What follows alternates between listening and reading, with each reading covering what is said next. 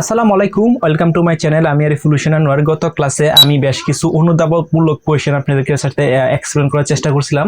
আজকের এই ক্লাসে এই দুইটা কোয়েশ্চেন আমি এক্সপ্লেন করে দেওয়ার চেষ্টা করব। এই দুইটা কোয়েশ্চেন কোনো না কোনো বোর্ডে কিন্তু আসছিল, অর্থাৎ এইচএসসি আইসিটি চ্যাপ্টার 6 ডিবিআরএমএস অর্থাৎ ডাটাবেজ ম্যানেজমেন্ট সিস্টেমের কোনো না কোনো বোর্ড কোয়েশ্চেনে অনুধাবনমূলকে এই দুটো কোয়েশ্চেন আসছিল। প্রথম যে কোয়েশ্চেনটা সেটা হচ্ছে গোপনীয়তা ডাটাকে প্রধান হাতিয়ার বলা হয় কেন, বা গোপনীয় হচ্ছে ডাটার প্রধান হাতিয়ার। এখন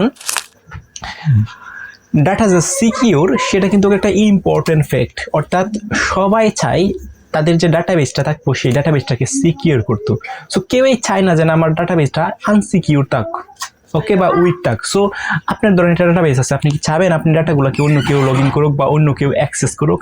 আপনি কিন্তু কখনোই চাবেন না। অর্থাৎ আপনার যে ডাটা আছে সেই ডাটাগুলোকে সিকিউর রাখার চেষ্টা করবেন। লাইক আপনার যে ফেসবুক অ্যাকাউন্ট আছে, আপনার ফেসবুক অ্যাকাউন্টের যে আপনার তথ্যগুলো আছে, টাইমলাইনে আপনার যে তথ্যগুলো প্রতিনিয়ত পোস্ট করেন, সো অনেকেই চায় না যেন এই যে ডাটাগুলো চুরি হয়ে যাক। বা আপনার যে লগ ইন ক্রেডেনশিয়ালগুলো আছে ফেসবুকের, লগ ইন ক্রেডেনশিয়াল কি, আপনার যে জিমেল আছে অথবা ফোন নাম্বার, আপনার যে পাসওয়ার্ড আছে, এই পাসওয়ার্ডগুলো তো আপনি কাউকে দিবেন না, এগুলো তো সিকিউর ডাটা। সো আপনি চাবেন না যেন আপনার যে ডাটাগুলো থাকবো এই ডাটাগুলোকে অন্য কাউকে প্রোভাইড করতেন।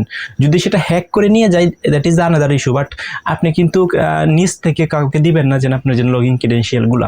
এখন এখানে যে কোয়েশ্চেনটা আমরা করছি, গোপনীয়তা ডাটার প্রধান হাতিয়ার, গোপনীয়তা ডাটার প্রধান হাতিয়ার, এখানে হবে মেবি গোপনীয়তা ডাটার নিরাপত্তার, এখানে হবে নিরাপত্তার হাতিয়ার,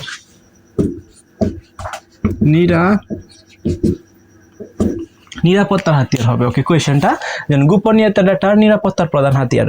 এখন ডাটা যদি আমরা নিরাপত্তা বা সিকিউর করতে চাই, তাহলে ফার্স্ট অফ অল আমাদের কি করতে হবে? গোপনীয়তা করতে হবে। কেন? কারণ আপনি ধরেন আপনার যে লগ ইন ক্রেডেনশিয়াল আছে ফেসবুকের, ধরেন আপনার পাসওয়ার্ড আছে এবং হচ্ছে আপনার জিমেল আছে। তো আপনার যে ডিভাইসটা আছে সেটা হতে পারে ল্যাপটপ, সেটা হতে পারে ডেস্কটপ, সেটা হতে পারে আপনার মোবাইল, হটেভার যে কোনো কিছু হোক না কেন, আপনি যে সময় লগ ইন করার চেষ্টা করবেন আপনার ইমেলটা লিখবেন, পাসওয়ার্ডটা লিখবেন। ধরেন আপনার পিসির সামনে বা কম্পিউটার সামনে আপনার ফেসবুকের যে লগ ইন ফর্মটা আছে, এই লগ ইন ফর্মটা হচ্ছে যে ফর্মটা আছে, লগ ইন ফর্মটা হচ্ছে আপনি ওপেন করছেন। সো ওপেন করার পর আপনার ইমেলটা তো বসাবেন, আপনার পাসওয়ার্ডটাও তো বসাবেন। এখন আপনার সাথে যদি আরও কেউ লোক থাকে বা মানুষ থাকে, তখন যেন আপনি এই যে ইমেলটা লিখতেছেন, আপনি যে ইমেলটা লিখতেছেন, আপনি যে পাসওয়ার্ডটা লিখতেছেন, এই পাসওয়ার্ডটা কিন্তু অন্য কেউ দেখে পেলে তাহলে কিন্তু আপনার গোপনীয়তা থাকতেছে না, এই যে গোপনীয়তা। সো গোপনীয়তা যদি না থাকে তাহলে এই ডাটাগুলো কিন্তু আপনার অন্য কেউ দেখতে পারবে। সো অন্য দিন কেউ দেখে ফেলে আপনার লগ ইন ক্রেডেনশিয়াল ও কি করতে পারবো, ও কিন্তু অন্য ডিভাইসে আপনার জিমেল এবং হচ্ছে আপনার যে পাসওয়ার্ডটা আছে সেটা ব্যবহার করে লগ ইন করতে পারবো। তার মানে ডাটা নিরাপত্তাটা কিন্তু রইতেছে না। তার মানে ডাটা দুদিন আপনার গোপনীয়তা রাখতে পারেন, অর্থাৎ সবারই ডাটা দুদিন আপনি গোপনীয় রাখতে পারেন, তাহলে আপনার ডাটার যে আছে নিরাপত্তা আছে সেটাও কিন্তু সিকিউর হবে বা সিকিউর মেনটেন হবে। সো ডাটা নিরাপত্তা হচ্ছে একটা গুরুত্বপূর্ণ ইস্যু। ওকে, আবার ধরেন আপনি কাউকে একটা কিছু সেন্ড করতেছেন সিকিউর ডাটা, ধরেন আপনার বিকাশের যে আপনার পাসওয়ার্ড আছে, লগ ইন পাসওয়ার্ড আছে, এই লগ ইন পাসওয়ার্ড আপনাকে কিন্তু কাউকে আপনি বলবেন না। যদি সেটা হ্যাক করে নিয়ে যায় বা প্রতারণা করে নিয়ে যায়, that is another issue. But আপনি নিজ থেকে কিন্তু আপনার যে কি বলে আপনার যে বিকাশের পাসওয়ার্ডটা থাকবো, এই পাসওয়ার্ডটা কিন্তু আপনি কাউকে দিবেন না। সো আপনার মোবাইল অ্যাপসের মধ্যে যে সময় আপনি লগ ইন করার চেষ্টা করবেন বিকাশে, তখন যদি আপনি ডাটাগুলো এন্ট্রি করেন, তখন দেখবেন আপনি নিজেও কিন্তু সাথে যদি কেউ থাকে তাহলে আপনি এই পাসওয়ার্ডটা কিন্তু দেখান না। সো এটা কিন্তু একটা গোপনীয়তা, অর্থাৎ গোপনীয়তা মাস্ট বি। আপনি দুদিন আপনার ডাটাটাকে গোপনীয়তা করতে পারেন, তাহলে আপনার যে নিরাপত্তা আছে ডাটার, সেই ডাটার নিরাপত্তা কিন্তু ইনশিওর হবে। আপনার ফেসবুক পাসওয়ার্ড, আপনার ফেসবুক জিমেল দুদিন কেউ জেনে যায়, তখন আপনি গোপনীয়তা না করার কারণে অন্য কাউকে জেনে যায়, সে কিন্তু আপনার লগ ইন অ্যাকাউন্টে লগ ইন করে আপনার যে ডাটাগুলো আছে প্রোফাইলে, লাইক আপনার পোস্ট আছে, ভিডিও আছে, অডিও আছে, কন্টেন্ট বা যত প্রকার কন্টেন্ট আছে সবগুলো কন্টেন্ট সে ইচ্ছা করলে কি করতে পারবে, ডিলিট করে দিতে পারবে। সেই ইচ্ছা করলে আবার নতুন করে কোনো পোস্ট করতে পারবে। সো আপনার গোপনীয়তা হলো মাস্ট বি একটা ফ্যাক্টর। আপনার ডাটা দুই আপনি সিকিউর করতে চান বা নিরাপত্তা দিতে চান, তাহলে নিরাপত্তার আগে আপনার যে ইনশিওরটা করতে হবে সেটা হচ্ছে আপনার গোপনীয়তা বজায় রাখতে হবে।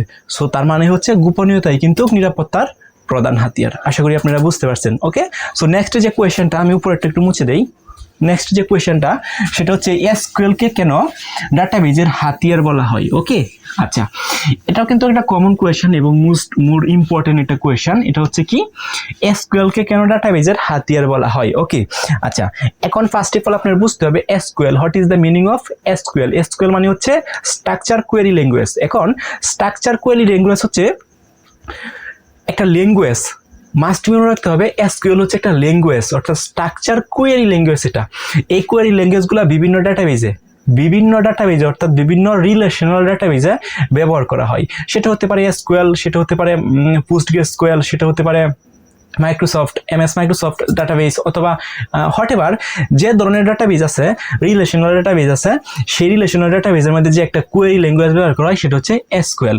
এখন এসকিউএলকে কেন ডাটাবেসের হাতিয়ার বলা হয়? কারণ রিলেশনাল ডাটাবেস ম্যানেজমেন্ট সিস্টেম করতে বা ম্যানেজমেন্ট করতে যে কোয়েরিগুলো চালানো হয়, কোয়েরি লাইক মিনস, কোয়েরি হচ্ছে ধরেন আপনি যে ডাটাবেসটা থাকবে এই ডাটাবেসের মধ্যে ডাটা ইনসার্ট করবেন, ডাটা আপডেট করবেন, ডাটা ডিলিট করবেন, অথবা ডাটা কোনো কিছু আপনি দেখতে চাচ্ছেন মানে রিড করবেন।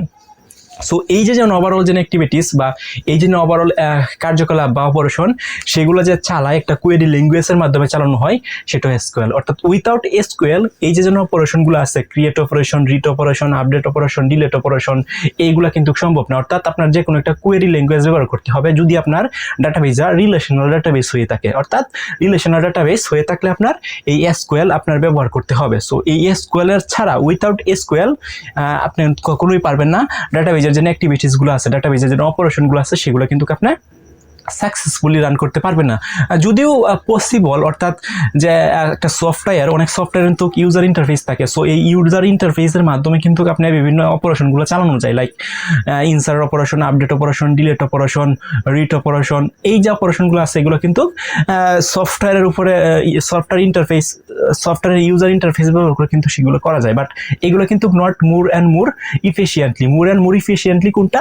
এই মোর অ্যান্ড মোর ইফিশিয়েন্টলি হলো এসকিউএল, অর্থাৎ স্ট্রাকচার কোয়েরি ল্যাঙ্গুয়েজ। অর্থাৎ স্ট্রাকচার কোয়েরি ল্যাঙ্গুয়েজ ব্যবহার করেই কিন্তু একটা ডাটাবেসকে ওয়েল অপটিমাইজ করা যায়, ওয়েল পারফরমেন্স করা যায়। এবং ওভারঅল যদি আমি বলি, তার মানে একটা সফটওয়্যারের মধ্যে এসকিউএল ছাড়া ওই সফটওয়্যারটা বা ওই ডাটাবেসটা যেন থাকবে, ওই ডাটাবেসটা কিন্তু অসম্পূর্ণ। কারণ এই যে এসকিউএল কিন্তু একটা গুরুত্বপূর্ণ কোয়েরি ল্যাঙ্গুয়েজ।